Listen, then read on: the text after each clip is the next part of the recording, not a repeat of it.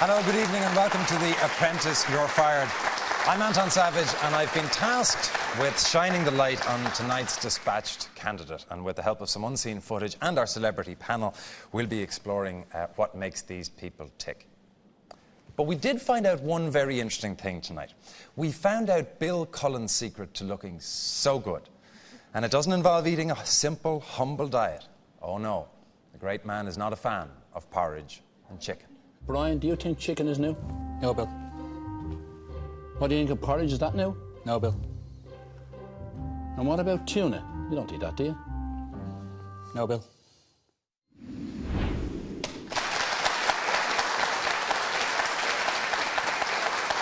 Yeah, it looks like Brian has learned expensive tastes as well. To our celebrity panel, we have a man who knows everything about early morning breakfast, the most popular morning radio presenter from Today FM, Mr. Ian Dempsey.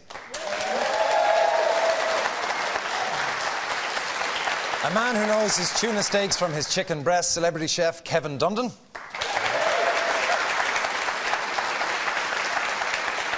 And the person responsible for a part of today's challenge from Unislim, Fiona Gratzer.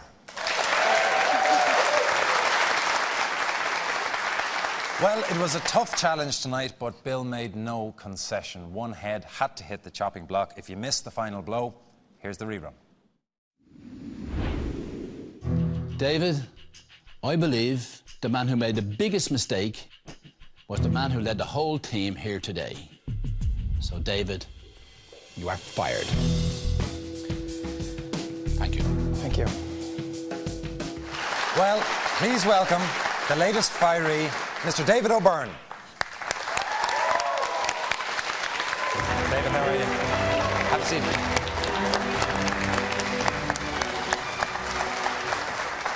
David, you're fairly recently back from the States. The difference between Donald Trump as the boss and Bill Cullen as the boss?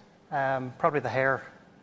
True, yeah. Anything in character terms? Are they equally terrifying? I'd say they're both pretty terrifying. Donald Trump, I don't know. I have a particular soft spot for Trump.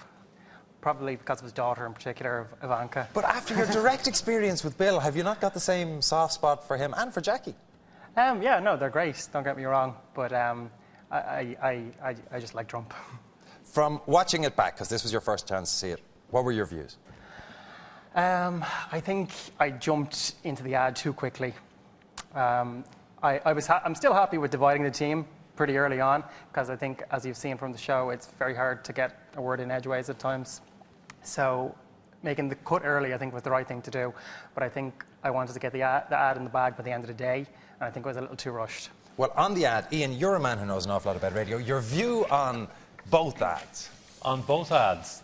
Well, I thought if it's to start with the girls, first of all, they were the fusion team. Is that right? Mm-hmm. Yeah, and I thought that they had one im too much. It was Uni, Slim, Trim and him or something like that. I think if they had just one less, the jingle at the end wasn't bad, although jingles do tend to get very you get irritated by them. But is that not the purpose of them? It is, I suppose it's memorable, but I mean, like with Fiona's Uni-Slim product, she wants people to like that. She doesn't want them to say, "Ooh, never touch that." So, I mean, I think the use of a jingle has to be, you have to be very careful. And also, everybody kept going on about the fact that Today FM is to do with comedy. And, you know, there is a lot of comedy involved in it, but there's nothing worse than a funny ad that is, you know, hilariously funny. So I think you were right to go the way you went. A humorous ad is good because it lasts longer. Because if people have heard the joke, you know, the first time, second time, third time, they might laugh. But if they hear it the 21st time, they're kind of saying, OK, we heard that one before. Well, listen, one half was the ad. The other half, of course, was the menu. Your thoughts on the menu, Kevin? Well, I think you might have picked the wrong guy to actually head up your food team. Just purely because I don't think he probably would have been better off just sending the other two guys out for a cup of coffee and just did the whole task himself. He would probably been, you know, he probably would have achieved it a lot better. But in Bill's terms, you know, that chicken, he doesn't like chicken. Chicken is the most popular food protein in Ireland. So I think Bill thought we were going to invent some kind of new kind of meat, a cross between a chicken and a cow or something. Yeah. Well, they are out there. Your 5 vegetables a day. Where were they? They were gone. No one. Yeah, this is the thing that you said, Fiona, that they didn't make use of the free veg, effectively. They could have piled it with vegetables. I think you need to be practically living under a rock if you don't know that you can have 5 servings of fruit and vegetables every day. And both teams completely omitted to use that in the menu. It wasn't at all a healthy eating menu. And it lacked flavour, it lacked creativity, it was very bland. There's no way you'd have me eating. You're also very critical of the way that it looked, because there's one shot, I don't know which bit of the dish it is, but it does look like a human organ in a tortilla. That was, yes. Not the prettiest. I thought that was genius, actually. The human organ is one liver. You have to be very creative. That new protein that you were looking for.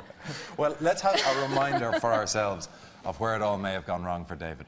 I'm happy to put myself forward. I interned in an advertising company, so it's not a huge amount of advertising experience, but total marketing background. This is a great task. I'm glad to see David O'Byrne stepping up to the plate straight away. However, I question the amount of experience he has. This could cost his team dearly. This is a huge assignment that I'm setting you now. So don't be afraid to try something new and different when creating your radio ad. Oh no, don't tell me I have to start counting the calories and points. Oh no, the only thing you'll be counting will be the inches off your waist. Unislim has devised a weekly... Honestly, there's more humour inside in a funeral parlour. That's not funny enough. Well, that was actually going to be the only thing we'll be counting is the inches off our waist. Not that you needed, love. Yeah. Which we don't have the time, so it's still not funny. 37. Ouch. I found myself being the one actually scripting it. If we had went with your ad, we would have had a 2-minute ad about waffle. Do you not think that we should actually create our menu before we start going off to Clare Hall and buying stuff? Chicken, tuna and porridge. That's different, that's new, that's original. Your web research is excellent, but you've completely missed the trick as regards the placement of your ads.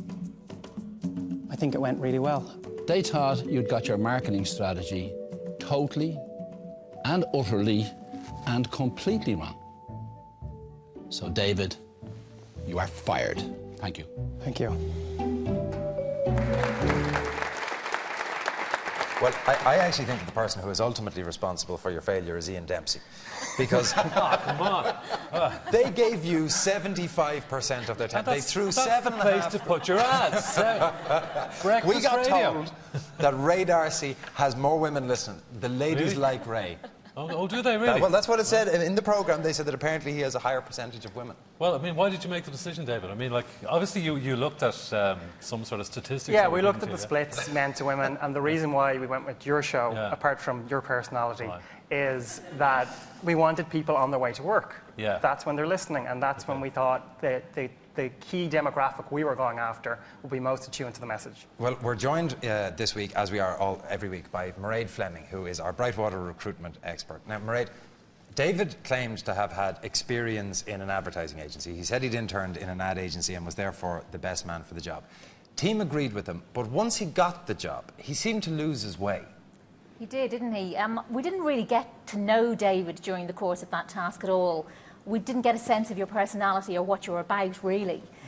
Perhaps going back, love him or loathe him, Barry might have been a better option to project manage this particular task because he had the passion and he really had the interest in it.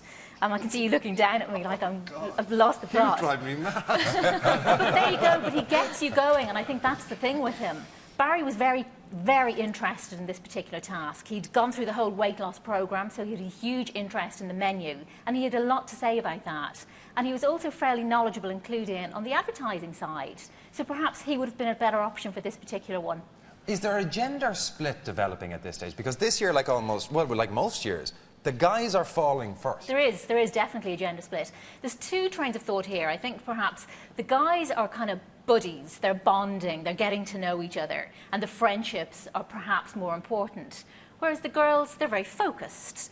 Their eyes on the prize, they want to win, and they're determined to get there. So they're much, much more focused at this early stage than the guys are. Well, thank you, Mairead. Well, this year our title sponsor is leading the way with a no-nonsense award. At the end of the series, the clip that is most nonsensical is going to be crowned the winner. So, David, when you sent Barry off to do the shopping, yeah, do you know what he did? I have the sneaking suspicion I'm going to see it pretty quickly, though. Well, let me just say, before we look at this, that no old ladies were harmed in the making of this clip. Yeah, has anybody got a euro? We got a euro? I'll get change at the customer service. We haven't had money in a week. Get seed money. Seed money. Seed money? Oh, really? Okay. Got a pain in the ass. Is there a coin in the seed money? Hi, you couldn't do me a favour. Could I borrow a euro from you? You're a star. Thank you very much. Give us a hug. the euro back. I'll come and find you. Thank you, honey. You're such an angel. I know. Is that my euro gone? Yeah. I'll come back and find you. You're an angel. Thank you so much. Cheers.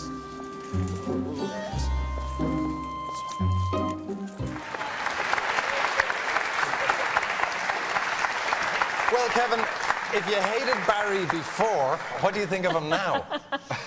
Stealing money from old ladies. Does it go back to her? Well, the amazing thing about that is, if you know the shopping centre where the trolleys are, is about 60 feet away from the checkouts, and he has 300 quid in cash, and instead of that, he takes a euro off a little old lady. Is that acceptable for that to happen in this day and age, Ian? I don't think so, not from a little old lady. Although she seemed happy enough with the company and with meeting up with a tall, dark, handsome man like Barry, you know, so she was happy enough. Yeah. Well, luckily, just so you don't panic, we can restore our faith in Barry, because after they had finished their shopping, Barry did this.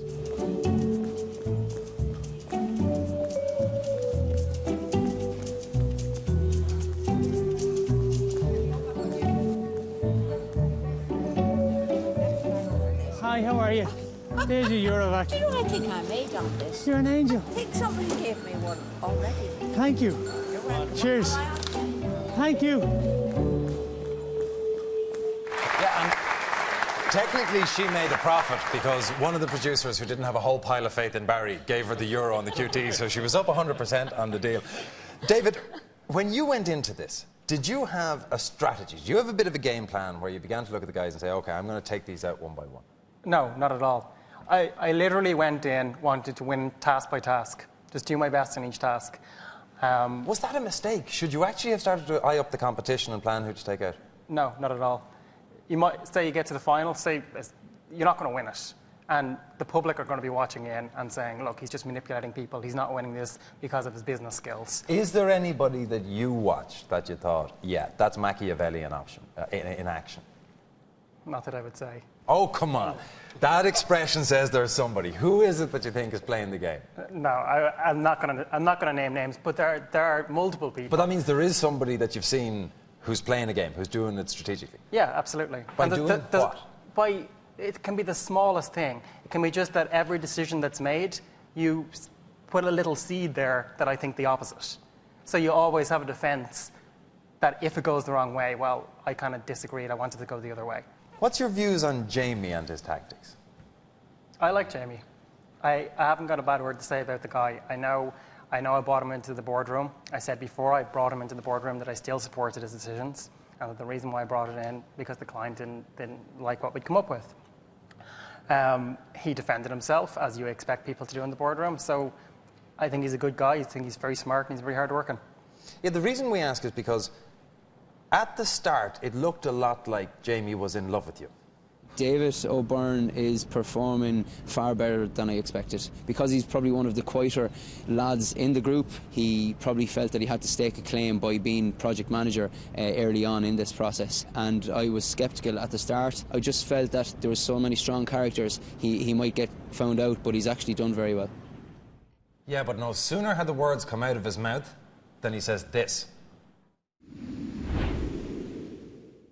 We're lacking humour. The whole speech needs to be cut in half. Yeah. He's a very structured guy. He's very, if to do this, this, this and this, he probably lacks a bit of flair. No, that's not funny at all. If this one has to go, the only thing we'll be counting is the inch off our waist. They've got a laugh though. I would say that our radio ad would compete with the output of any marketing company that are producing radio ads for companies like Unislim. Sure. Have you been hired as a chef? No. I put myself forward because I'm probably the only one in the team with a marketing background. The problem with marketing people is anyone can go to college and get a marketing degree or work in marketing. That doesn't necessarily mean you're creative. I thought the lads' ad made no noise at all. We had a 38-second ad and you still didn't want to take slots out of it. And I am I'm raging with myself for letting you PM now. You're a structured guy, you're not a creative guy. You were absolutely and completely out of your depth. David, having seen that, Jamie's still a nice guy? Yeah, absolutely. Really? Yeah. You'd have no resentment? No, I have no resentment whatsoever. He's defending himself because he realised things had gone wrong. Yeah, but he's cutting you off at the knees as well. Well, I mean, that is what you've got to expect from people, though. But, you know, you can expect it in the boardroom where it's going to keep him in his job, but there's times where he's just talking to the camera and he's saying, I've decided I don't like him. No, he never said that. Well, he said that you're a structured guy and that creativity wasn't your thing and all. That's pretty harsh.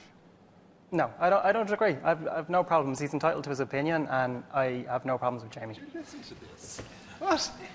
What's this about? You're on. It's a game. It's a competition. You're out there to win, and here you're sitting there going, "They're all really nice, but they all kicked me